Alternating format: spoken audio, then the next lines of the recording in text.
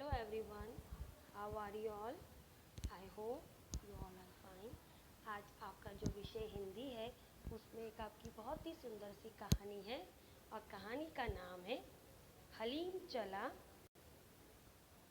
चांद पर। इस कहानी में एक बच्चा है हलीम जो कि चांद पर जाना चाहता है और जब वो चांद पर जाता है तो उसे रास्ते में क्या क्या दिखाई देता है और चांद पर जाकर वह कैसा महसूस करता है, क्या क्या चीज़ें देखता है, वो सब हम आज इस पाठ में पढ़ेंगे।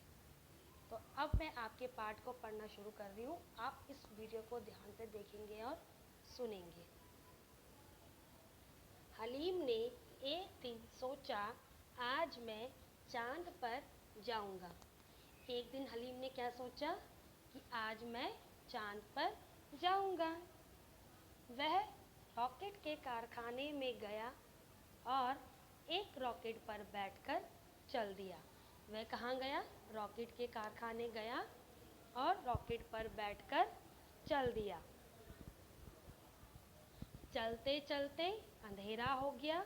हलीम को डर लगने लगा। उसको तो चांद तक का रास्ता पता नहीं था।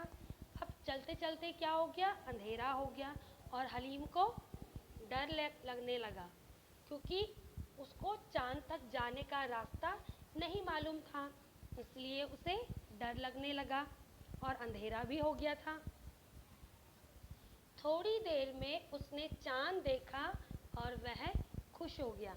अब थोड़ी ही देर में हलीम ने क्या देखा? चांद देखा और वह खुश हो गया।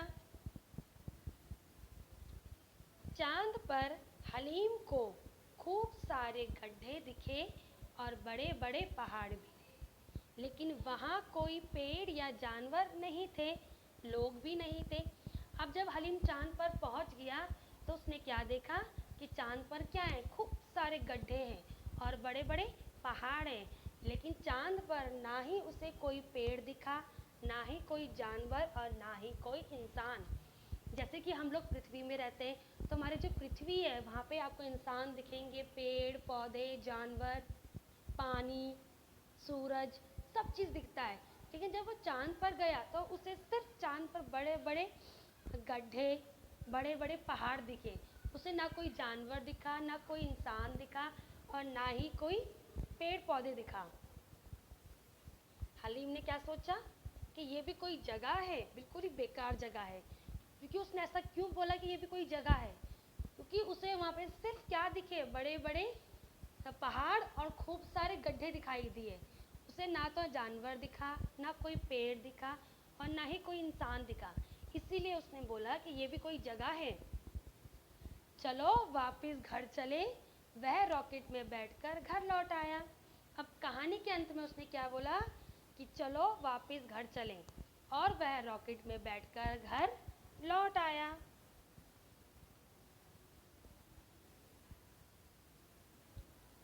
हलीम चला चांद पर।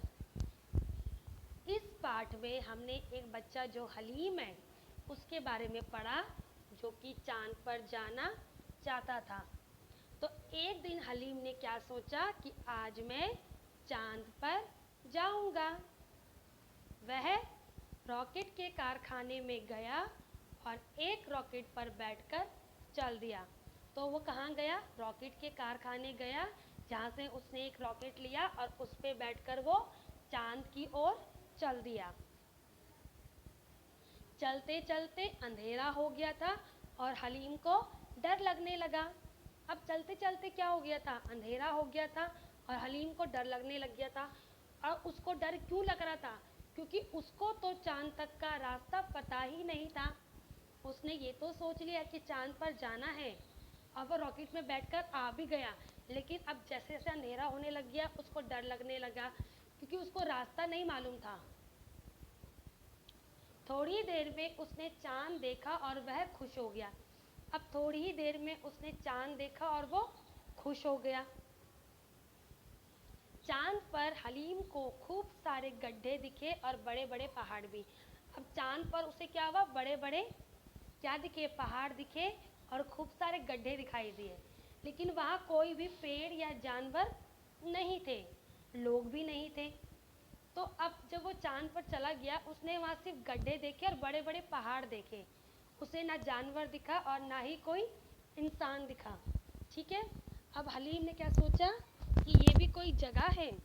उसने ऐसा क्यों बोला कि ये भी कोई जगह है, क्योंकि क्या था, ना तो उसे वहाँ कोई इंसान दिखा, ना ही कोई पेड़ दिखा, ना ही कोई जानवर दिखा।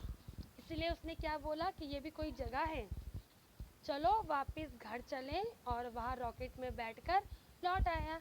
अब उसने क्या बोला कि चलो वापस घर चले, और वो रॉकेट में बैठकर आ गया। तो यह था आपका पाठ, हलीम चला चांद पर। इस पाठ में हमने हलीम के बारे में पढ़ा, जो कि चांद पर जाना चाहता था, और जब वो चांद पर गया तो उसने वहाँ पे क्या क्या चीज़ें देखी, उसे क्या क्या महसूस हुआ, और उसने क्या क्या चीज़ें नहीं देखी। और कहानी के अंत में क्या कहता है वो, कि ये भी कोई जगह है, और फिर वह रॉकेट में बैठकर अपने घर लौट आता है। तो मुझे उम्मीद है आपको यह कहानी अच्छे से समझ में आ गई होगी, और आपने इस पाठ को ध्यान से सुना और समझा होगा। अगर आपको मेरा वीडियो पसंद आया हो तो हमारे चैनल को प्लीज़ सब्सक्राइब ज़रूर करिएगा। Thank you so much everyone.